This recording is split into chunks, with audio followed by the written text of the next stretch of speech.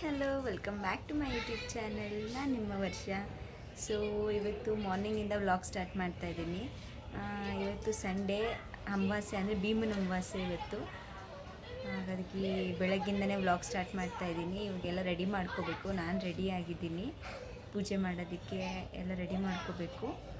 So ಬನ್ನಿ ready ಮಾಡ್ಕೊಳ್ಳೋಣ. ಈ ಥರ ಎರಡು ಮಾಡ್ಕೊಳ್ಳಿ, ನಿಮಗೊಂದು ಅವ್ರಿಗೊಂದು. ಆಲ್ರೆಡಿ ನಾನು ಪೋಸ್ಟ್ ಮಾಡೋಷ್ಟೊತ್ತಿಗೆ ಎಲ್ಲರೂ ಮಾಡಿ ಮುಗಿಸಿರ್ತೀರ. ನೆಕ್ಸ್ಟ್ ಇಯರ್ಗೆ ಯೂಸ್ ಆಗುತ್ತಷ್ಟೆ. ಸೊ ಇಲ್ಲೆಲ್ಲಿ ಎಲ್ಲ ರೆಡಿ ಮಾಡ್ಕೊಂಡಿದ್ದೀನಿ. ಇಲ್ಲಿ ಆಚೆ ಕಡೆಯಲ್ಲಿ ಆರತಿಗೆ ದೀಪನೂ ರೆಡಿ ಮಾಡ್ಕೊಂಡಿದ್ದೀನಿ. ಈಗ ಅವ್ರು ಬಂದ ತಕ್ಷಣ ಸ್ಟಾರ್ಟ್ ಮಾಡೋದು.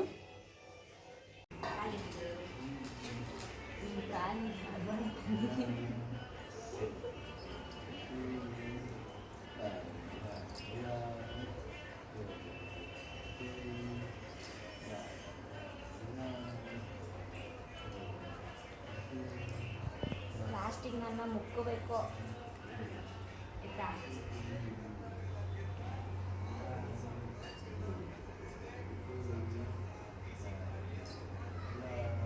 ಕಳಿಸ್ತಾ ಸ್ವಲ್ಪ ಆಚೆ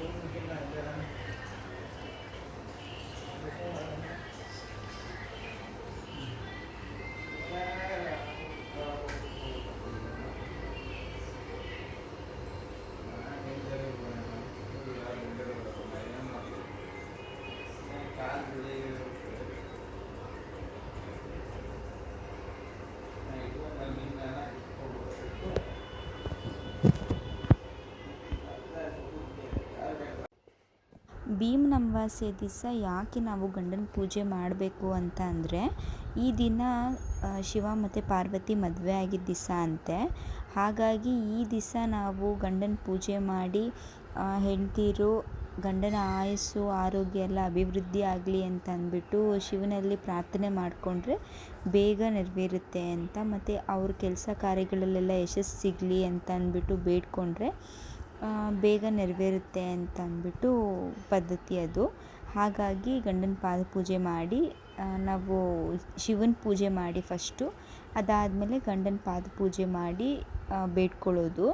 ಇದ್ರ ಜೊತೆಗೆ ನಾವು ಪೂಜೆ ಮಾಡೋಕ್ಕೆ ಮುಂಚೆ ಎಂಥದೇ ಮನಸ್ತಾಪಗಳಿರಲಿ ಗಂಡ ಹೆಂಡತಿ ಮಧ್ಯೆ, ಅಥವಾ ಏನೇ ಇದ್ರೂ ಕೂಡ ಬೇಜಾರಿರಲಿ, ಅದು ಯಾವುದನ್ನು ಹೆಣ್ಮಕ್ಳು ಮನಸ್ಸಲ್ಲಿ ಇಟ್ಕೋಬಾರ್ದು.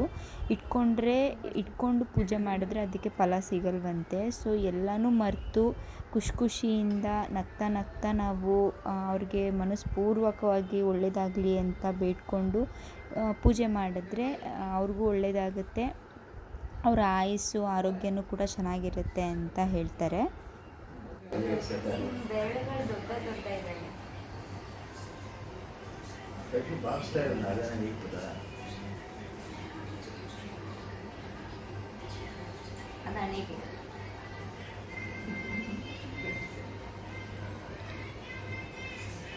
ಅವ್ರಿಗೆ ನೀನಿಡಮ್ಮ.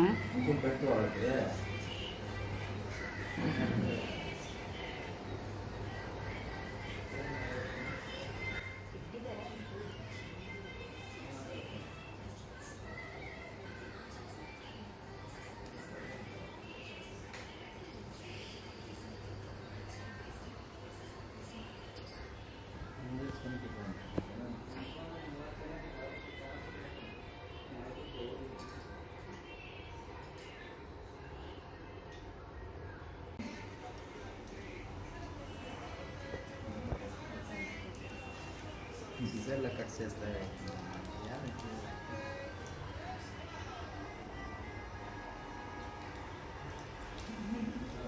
ಸ್ವೀಟ್ ಮಾಡಿಲ್ಲ ಅಂತ ಸ್ವೀಟ್ ಬಂದು ಚಾಕ್ಲೇಟ್ ತಿನ್ನಿಸಿಲ್ಲ ಫ್ರೀಡ್ ಆಗಿದ್ದಾರೆ ಅಷ್ಟೇ. ಏನೋ ವರ್ಷಕ್ಕೆ ಹೇಳ್ಕೊಡ್ತೀಯ ಫೈನಲಿ. ನಾನು ಬ್ಲಾಗ್ ಹಾಕಕ್ಕೆ ನಿನ್ನೂ ಹಾಕಿ.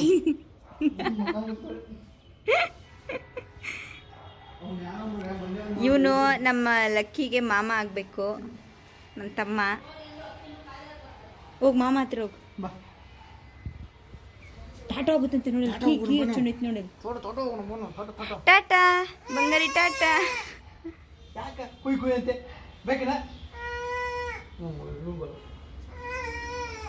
ಇದು ನಮ್ಮ ಮೂವಿ ಒಂದು ಕ್ಯಾಮ್ರಾ ತೊಗೊಂಡ್ಬಿಡಕ್ಕೆ ಕ್ಯಾಮ್ರಾ, ನಮ್ಮ ಐಟಿ ಒಂದು ಕ್ಯಾಮ್ರಾ ತೊಗೊಂಡವನೆ.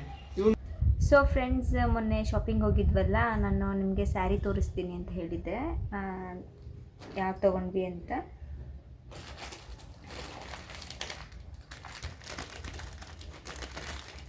ಇದು ಒಂದು ಸ್ಯಾರಿ ತೊಗೊಂಡ್ವಿ ಗ್ರೀನ್ ಕಲರ್ದು. ಇದು ಕಾಂಬಿನೇಷನ್ನು ಈ ಥರದ್ದು ಇರಲಿಲ್ಲ ಅಂತ ಈ ಥರದ್ದು ತೊಗೊಂಡ್ವಿ. ಇದು ಆ್ಯಕ್ಚುಲಿ ಅಮ್ಮ ತೊಗೊಂಡಿದ್ದು.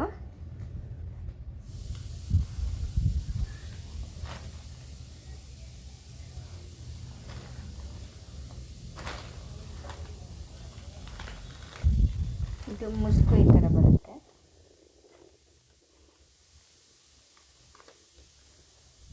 ಈ ಸ್ಯಾರಿ ಪೂರ್ತಿ ಈ ಥರ ಬುಟ್ಟ. ಇದು ಒಂದು ತೊಗೊಂಡ್ವಿ. ಇದ್ರದ್ದು ಕಲರ್ ಕಾಂಬಿನೇಷನ್ ಈ ಥರದ್ದಿಲ್ಲ ಅಂತಂದ್ಬಿಟ್ಟು ಮತ್ತು ಅಮ್ಮಂಗೆ ಇಷ್ಟ ಆಯಿತು ಅಂತ ಇದನ್ನು ತೊಗೊಂಡ್ರು. ಪ್ರೈಸ್ ತೋರಿಸ್ತೀನಿ. ಇದು ಬಂದು ಪ್ರೈಸು ಉಲ್ಟಾ ಕಾಣಿಸ್ತಿದ್ಯಾ?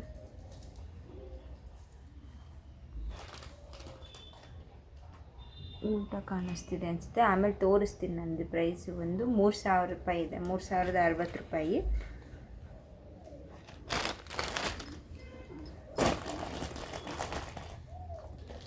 ಆಮೇಲೆ ಇನ್ನೊಂದು ಸ್ಯಾರಿ ಬಂದು ಇಷ್ಟು ತೊಗೊಂಡಿತ್ತು. ಅಂದರೆ ಇದು ನಾನು ತೊಗೊಂಡೆ ಯಾಕೆ ಅಂತಂದರೆ ನನ್ನ ಹತ್ರ ಆಲ್ಮೋಸ್ಟ್ ಎಲ್ಲ ಕಲರ್ ಸ್ಯಾರೀಸು ಇತ್ತು. Orange, pink, yellow, green, purple ಎಲ್ಲ ಆಲ್ಮೋಸ್ಟ್ ಬ್ಲ್ಯಾಕ್ ಈ ಥರ ಎಲ್ಲ ಕಲರ್ ಇತ್ತು. ಬ್ಲೂ ಕಲರ್ ಒಂದಿರಲಿಲ್ಲ ನನ್ನ ಹತ್ರ.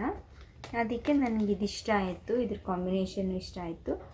ಮತ್ತು ಈ ಥರ ಡಿಸೈನ್ ಯಾವುದೂ ಇರಲಿಲ್ಲ ನನ್ನ ಹತ್ರ, ಈ ಥರ ಫ್ಲವರ್ ಡಿಸೈನ್ದು. ಅದಕ್ಕೆ ಇದನ್ನು ನಾನು ತೊಗೊಂಡೆ. ಈ ಸತಿ ಪೂಜೆಗೆ ಇದೇ ಸ್ಯಾರಿ ತೊಗೊಂಡಿರೋದು.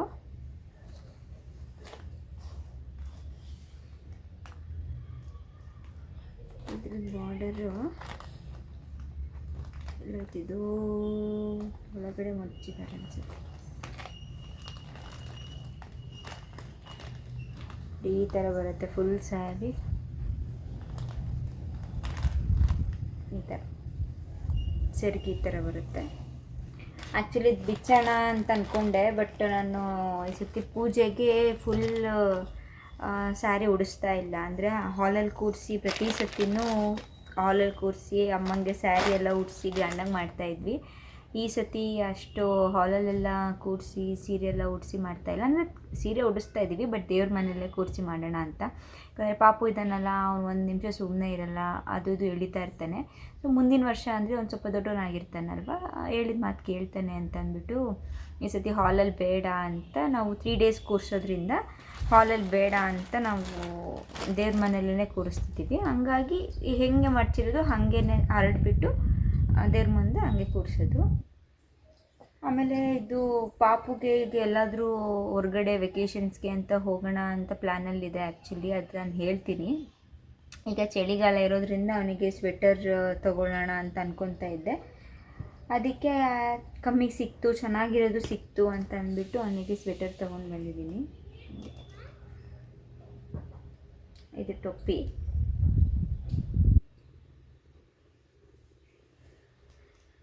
ಇದು ಫುಲ್ಲು ಸಾಫ್ಟ್ ಮೆಟೀರಿಯಲ್ಲು, ನೋಡಿದ್ರೆ ಗೊತ್ತಾಗುತ್ತೆ. ಫುಲ್ಲು ಈ ಥರ ಮೆಟೀರಿಯಲ್. ಇದಕ್ಕೆ ಪ್ಯಾಂಟ್ ಬಂದಿದೆ.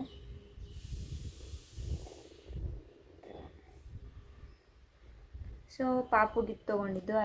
ಈ ಶಾಪಿಂಗ್ ಏನೂ ಜಾಸ್ತಿ ಮಾಡಲಿಲ್ಲ, ಯಾಕಂದರೆ ಮೊನ್ನೆ ತಾನೇ ನನ್ನ ಕಸಿನ್ ಮದುವೆಗೆ ಸ್ವಲ್ಪ ಶಾಪಿಂಗ್ ಮಾಡಿದ್ವಿ, ಮತ್ತು ಅದಕ್ಕಿದಕ್ಕೆ ಅಂತ ಜಾಸ್ತಿ ಹೋಗ್ಬಿಟ್ಟಿತ್ತು. ನಾನು ಮೀಶೋಲ್ಲಿ ಕೂಡ ಫೀಡಿಂಗ್ ಟಾಪ್ಸ್ ಅಂತೆ, ಗೌನ್ ಅಂತೆಲ್ಲ ತರಿಸಿದ್ದೆ, ಅದನ್ನು ಕೂಡ ತೋರಿಸ್ತೀನಿ ನಾನು. ಹಾಗಾಗಿ ನನಗೀಗ ಸದ್ಯಕ್ಕೆ ಏನು ಜಾಸ್ತಿ ಬೇರೆ ಡ್ರೆಸ್ಸಸ್ ಎಲ್ಲ ಯೂಸ್ ಆಗೋಲ್ಲ, ಫೀಡಿಂಗ್ ಅಷ್ಟೇ ಇಂಪಾರ್ಟೆಂಟ್ ಅಂತ ಅದನ್ನು ಮಾತ್ರ ತರಿಸಿದ್ದೀನಿ. ಹಾಗೆ ಇದೊಂದು ಬ್ಯಾಗ್ ಡೈಲಿ ಯೂಸ್ಗೆ ಅಂತ, ಇದೊಂದು ಬ್ಯಾಗ್, ಇದು ಮಮ್ಮಿ ತೊಗೊಂಡಿದ್ದು, ಅಂದರೆ ಮಮ್ಮಿಗೆ ನಮ್ಮ ಅಕ್ಕ ಕೊಡಿಸಿದ್ದು. ನೋಡಿ ಈ ಥರ ಇದು ಪುಟ್ಟ ಬ್ಯಾಗ್. ಡೈಲಿ ಯೂಸ್ಗೆ ಸುಮ್ಮನೆ ಅಲ್ಲಿ ಇಲ್ಲಿ ಹೋಗೋಕ್ಕೆಲ್ಲ, ಪಾರ್ಟೀಸ್ಗೆಲ್ಲನೂ ಅಂತಂದರೆ ಬೇರೆ ಬೇರೆ ಬ್ಯಾಗ್ ಇದೆ, ಬಟ್ ತುಂಬ ಸ್ಪೇಸ್ ಇರೋವಂಥ ಬ್ಯಾಗ್ ಬೇಕಿತ್ತು. ಪಾಪುದೆಲ್ಲ ಏನಾದರೂ ಐಟಮ್ಸ್ ಇಟ್ಕೊಂಡು ಹೋಗೋಕ್ಕೆ ಅಂತ ಬೇಕಿತ್ತು, ಅದಕ್ಕೆ ಇದನ್ನು ತೊಗೊಂಡಿರೋದು. ಹಾಗೆ ಇದೊಂದು ಬ್ಯಾಗ್ ತೊಗೊಂಡೆ ನಾನು. ನೋಡಿ ಈ ಥರ ಕ್ಯಾರಿ ಬ್ಯಾಗ್ ಥರ ಬರುತ್ತೆ, ಈ ಥರ. ಇದು ಅದೇ ಹೇಳಿದ್ನಲ್ಲ, ಎಲ್ಲಾದರೂ ಊರಿಗೆ ಹೋಗ್ಬೇಕಾದ್ರೆ ಮತ್ತು ಅಥವಾ ಏನಾದರೂ ಪಾಪುದು ಇಟ್ಕೊಬೇಕಾದ್ರೆ ಇದು ಹೆಲ್ಪ್ ಆಗುತ್ತೆ ಅಂತ ಈ ಥರ ಬ್ಯಾಗ್ ತೊಗೊಂಡೆ. ತುಂಬ ಚೆನ್ನಾಗೂ ಅನ್ನಿಸ್ತು, ಬಟ್ಟೆನೂ ತುಂಬ ಚೆನ್ನಾಗಿದೆ, ಅದಕ್ಕೆ ಇದು ಒಂದು ಬ್ಯಾಗ್ ತೊಗೊಂಡೆ. ಅವ್ನು ಪಾಪು ದೊಡ್ಡವನಾಗ್ತಾ ಅವನದೇ ಸಪ್ರೇಟ್ ಬ್ಯಾಗ್ ಅಂತ ಮಾಡ್ಕೋಬೇಕಲ್ವ. ಇನ್ನೂ ಏನಾದರೂ ಜಾಸ್ತಿ ವೆಕೇಷನ್ಸ್ ಅಥವಾ ಅದೇ ಹೇಳಿದ್ನಲ್ಲ ಟ್ರಿಪ್ ಆ ಥರ ಎಲ್ಲಾದರೂ ಹೋಗಬೇಕಾದ್ರೆ ಒಂದು ಸಪ್ರೇಟ್ ಟ್ರಾಲಿ ಆ ಥರ ಏನಾದರೂ ಮಾಡ್ಕೋಬೋದು. ಇಲ್ಲಿ ಅಮ್ಮ ಮನೆ, ಅಜ್ಜಿ ಮನೆ, ಅಲ್ಲಿ ಇಲ್ಲಿ ಎಲ್ಲ ಹೋಗಬೇಕಾದ್ರೆ ತೊಗೊಂಡೋಗೋಕ್ಕೆ ಅಂತ ಅಂದ್ಬಿಟ್ಟು ನಾನು ಈ ಥರ ಬ್ಯಾಗ್ ತೊಗೊಂಡಿದ್ದೀನಿ ಅಷ್ಟೆ. ಇಷ್ಟೇ ಫ್ರೆಂಡ್ಸ್, ಇಷ್ಟೇ ಮೊನ್ನೆ ಶಾಪಿಂಗ್ ಹೋದಾಗ ತೊಗೊಂಡಿದ್ದು. ಸ್ಯಾರಿ ಹೇಗಿದೆ ಅಂತ ಕಮೆಂಟ್ ಮಾಡಿ. 3 ಸೀರೆ ತೊಗೊಂಡ್ವಿ ಅಂತ ಹೇಳಿದೆ. ಇನ್ನೊಂದು ಸೀರೆ ಅಕ್ಕ ತೊಗೊಂಡು ಹೋದ್ಲು.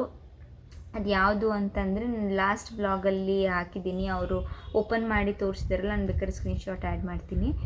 ಅದರದ್ದು ಆ ಸ್ಯಾರಿ ತೊಗೊಂಡಿದ್ದು, ಪೀಚ್ ಕಲರ್ ಸ್ಯಾರಿ. ಅವಳದು ತುಂಬ ಚೆನ್ನಾಗಿದೆ. ಎಲ್ಲ ಅರೌಂಡ್ 3600 ಇರೋ ರೇಂಜ್ ಇರೋ ಸ್ಯಾರೀಸೇ ಅದೆಲ್ಲ. ಹಾಗೆ ಫ್ರೆಂಡ್ಸ್, ನಾನು ಪಾಪುಗೆ ನನಗೆ ಒಂದಿಬ್ಬರು ಕೇಳಿದರು, ಪಾಪುಗೆ ವೈಪ್ಸ್ ಯಾವ್ದು ಯೂಸ್ ಮಾಡ್ತೀರಾ ಅಂತ. ಅಂದರೆ ನನಗೆ ಗೊತ್ತಿರೋರು ಕೇಳಿದರು. ಸೊ ನಾನು ವೀಡಿಯೋದಲ್ಲೇ ಹೇಳೋಣ ಅಂತ ಅಂದ್ಕೊಂಡು ಹೇಳಿರಲಿಲ್ಲ. ಇದು ಬಂದುಬಿಟ್ಟು ನಾನು ಯೂಸ್ ಮಾಡೋದು ಲವ್ ಲ್ಯಾಪ್ದು. ಇದು ಯಾವುದೇ ಪ್ರಮೋಷನಲ್ ವೀಡಿಯೋ ಅಲ್ಲ ಅಥವಾ ಏನೂ ಅಲ್ಲ, ಸುಮ್ಮನೆ ನಾನು ಯಾವ್ದು ಯೂಸ್ ಮಾಡ್ತಿದ್ದೀನಿ ಅಂತ ಹೇಳ್ತಿದ್ದೀನಿ ಅಷ್ಟೇ. ಲವ್ ಲ್ಯಾಪ್ದು ಇದು ಬಂದು 3 ಸೆಟ್ ಬರುತ್ತೆ. 3 ಸೆಟ್ಟಿಗೆ ಬರೀ 200 ಚೇಂಜ್ ಏನೋ ಆಗುತ್ತೆ ಅಷ್ಟೇ. ಈ ಥರದ್ದು 72 ವೈಪ್ಸ್ದು 3 ಪ್ಯಾಕ್ ಬರುತ್ತೆ.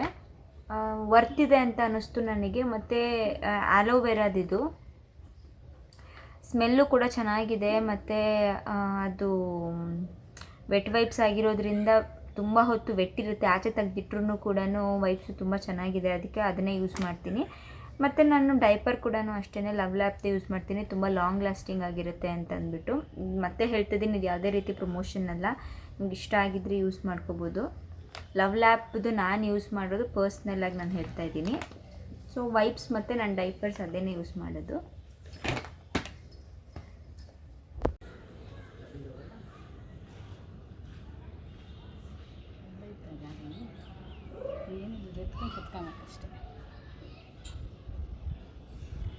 ಫಸ್ಟ್ ಏನ್ ಕೂರಲ್ಲ ಅವನು.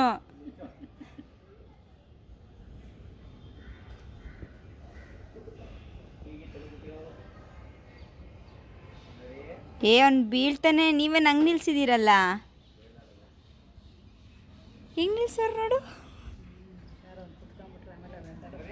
ತೊಡೆ ಮೇಲೆ ಕೂರಿಸ್ಕೊಳ್ರಿ.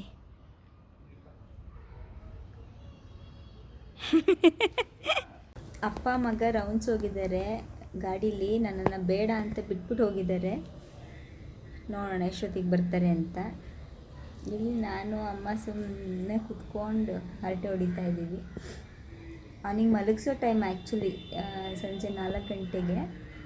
ಇವಾಗ ಕರ್ಕೊಂಡು ಹೋಗಿದ್ದಾರೆ, ಎಷ್ಟೊತ್ತಿಗೆ ಬರ್ತಾರೆ ಅಂತ. ಅಮ್ಮ ನನಗೆ ಹೊಡೆದಂಗೆ ಬಿಸ್ಕೆಟ್ ತಿನ್ಕೊಂಡು ಕೂತಿರೋದು ಸರ್. ಇವತ್ತಿಂದ ಶ್ರಾವಣ ಸ್ಟಾರ್ಟ್ ಅಂತೆ. ಇವತ್ತು ಅಮಾವಾಸ್ಯೆ, ಭೀಮನ ಅಮಾವಾಸ್ಯೆ, ಇವತ್ತಿಂದ ಶ್ರಾವಣ ಸ್ಟಾರ್ಟ್ ಅಂತೆ. 45 ದಿನ ಫ್ರೆಂಡ್ಸ್ ಕರೆಕ್ಟಾಗಿ ನಾವು ನಾನ್ ವೆಜ್ ಬಿಡಬೇಕಾಗಿರೋದು. ಎಲ್ಲರೂ 1 ತಿಂಗಳು ಬಿಡ್ತಾರೆ, ನಮ್ಮ ಮನೇಲಿ ಗಣೇಶ ಕೂರಿಸೋದ್ರಿಂದ ನಾವು 45 ಡೇಸ್ ನಾನ್ ಅದಕ್ಕೆ ವೆಜ್. ಇವತ್ತು ಸಂಡೇ ಅನಿಸ್ತಾನೆ ಇಲ್ಲ, ಬಿಸ್ಕೆಟ್ ವೆಜ್ ತಿನ್ಕೊಂಡು ಕೂತಿದ್ದೀವಿ.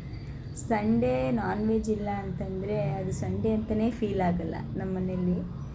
ಬಟ್ ಇನ್ನು 45 ಡೇಸ್ ಅದ್ರ ಬಗ್ಗೆ ಮಾತು ಆಡಬಾರ್ದು.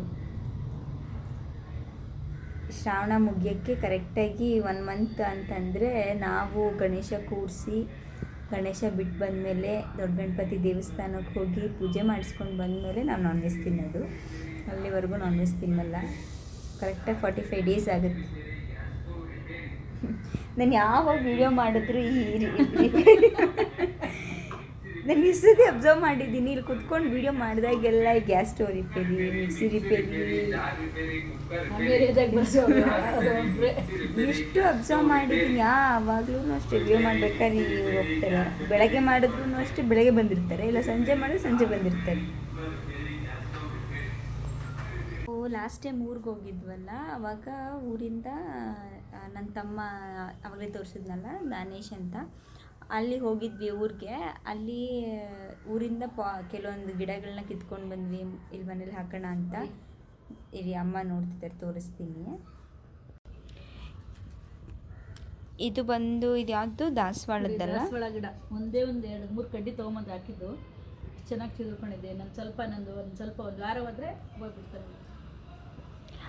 ಎಷ್ಟು ಆಲ್ಮೋಸ್ಟ್ 2 ತಿಂಗಳಾಯ್ತೇನೋ ಅಲ್ವಾ ನಾವು ತಂದು ಹಾಕಿ? ತಿಂಗಳಾಯ್ತು ತೊಗೊಂಬಂದು, 2 ತಿಂಗಳಾಯಿತು. ಆದರೂ ಇಷ್ಟು ಚೆನ್ನಾಗಿ ಬಂದಿದೆ. ಇನ್ನೊಂದು ವಾರ, ಒಂದು 15 ಡೇಸ್ ಹೋಗ್ಬಿಡ್ತೀವಿ. ಜೋಡಿ ನಿಂಬೆ ಗಿಡ ತಂದು ಹಾಕಿದ್ದೀನಿ. ಪುಟ್ಟದಿತ್ತು, ಒಂದೇ ಒಂದು ಕಡ್ಡಿ ನಿಂಬೆ ಗಿಡ ತಂದು ಬರ್ತಾ ಇದೆಯಾ? ಅದನ್ನು ಬರ್ತಾ ಇದೆ, ಚಿಗುರಿತ್ತು ನೋಡಿ. ಹಳೆದೆಲ್ಲ ಒಣಗ್ಬಿಟ್ಟು ಚಿಗುರ್ತಾ ಇದೆ. ನೆಕ್ಸ್ಟ್ ಬನ್ನಿ ತೋರಿಸ್ತೀನಿ ಇನ್ನೇನೇನು ಹಾಕಿದ್ದೀನಿ ನಾನು. ನೋಡಿ, ಕನಕಾಂಬರ ಗಿಡ ಹಾಕಿದ್ದೀನಿ. ಕನಕಾಂಬರ ಗಿಡನೂ ಅಷ್ಟೇ ಊರಿಂದ ತೊಗೊಂಬಂದಿದ್ದು. ಎಲ್ಲ ಚೆನ್ನಾಗಿ ಚಿಗುರ್ಕೊಂಡಿದ್ದು. ಇದೆಲ್ಲನೂ ನಾವು ಗಿಡಗಳೆಲ್ಲನೂ ನಾವು ಊರಿಂದನೇ ತೊಗೊಂಡು ಬಂದಿರೋದು. ಬಟ್ ಅದಕ್ಕೆ ಬೇರು ಬಿಡೋಕ್ಕೆ ಚೆನ್ನಾಗಿ ಜಾಗ ಇರಬೇಕು. ನಾವು ಪಾಟ್ ಒಳಗಡೆ ಹಾಕಿದ್ರೆ ಬರಲ್ಲ ಅದು. ಇದು ಮಲ್ಲಿಗೆ ಅಂಟು, ಮಲ್ಲಿಗೆ ಮೊಗ್ಗಿದ್ದು, ಅದು ಒಣಗಿ ಹೋಗ್ಬಿಟ್ಟಿದೆ. ಇಲ್ಲ ಇದು ಎಲ್ಲ ಬಂತು, ಬಟ್ ಇದೊಂದು ಚಿಗುರ್ತಾ ಇಲ್ಲ.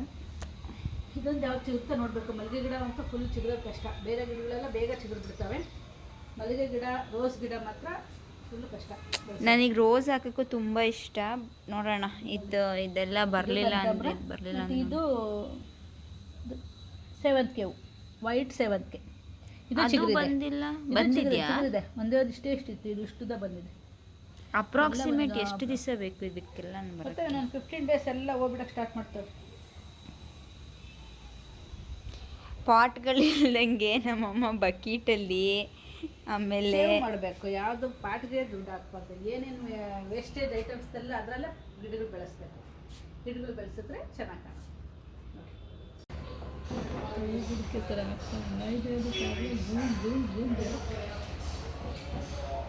ನೋಡಿರೋ ಒಂದು ಮಂದ ಅಂತೇಳಿ ಹೇಳುವ ಮಾತಾಡು. ಚಿನ್ನಮ್ಮ ರೌಂಡ್ ಹೋಗಿದ್ರಾ?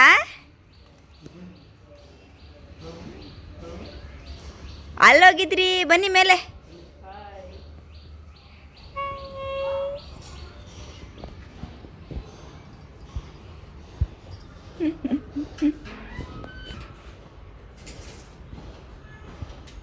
ನಿದ್ದೆ ಬಂದಿದೆ ಪಾಪ ಬಂಗಾರಿಗೆ. ಅಲ್ಲೋಗಿದ್ರಿ ನೀವು?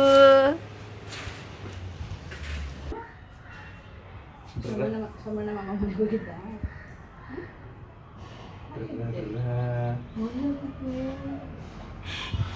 ಅವನಿಗೆ ಝೂಮ್ ಬಂದು ಕಣ್ಣು. ಓಕೆ ಫ್ರೆಂಡ್ಸ್, ಇವಾಗ ವ್ಲಾಗ್ ಎಂಡ್ ಮಾಡೋ ಸಮಯ. ನಿಮಗೆ ಈ ವ್ಲಾಗ್ ಇಷ್ಟ ಆಗಿದ್ದಲ್ಲಿ ಪ್ಲೀಸ್ ಲೈಕ್ ಮಾಡಿ, ಹಾಗೆ ಶೇರ್ ಮಾಡಿ, ಕಮೆಂಟ್ ಮಾಡಿ ಏನು ಇಷ್ಟ ಆಯಿತು ಅಂತ. ಹಾಗೆ ಸಬ್ಸ್ಕ್ರೈಬ್ ಮಾಡ್ಕೊಂಡೇ ಇರೋರು ಸಬ್ಸ್ಕ್ರೈಬ್ ಮಾಡ್ಕೊಳ್ಳಿ. ಹಾಗೆ ನೋಡ್ತಾ ಇದ್ದೀರಾ ವೀಡಿಯೋಸ್ನ, ಪ್ಲೀಸ್ ಸಬ್ಸ್ಕ್ರೈಬ್ ಮಾಡ್ಕೊಳ್ಳಿ.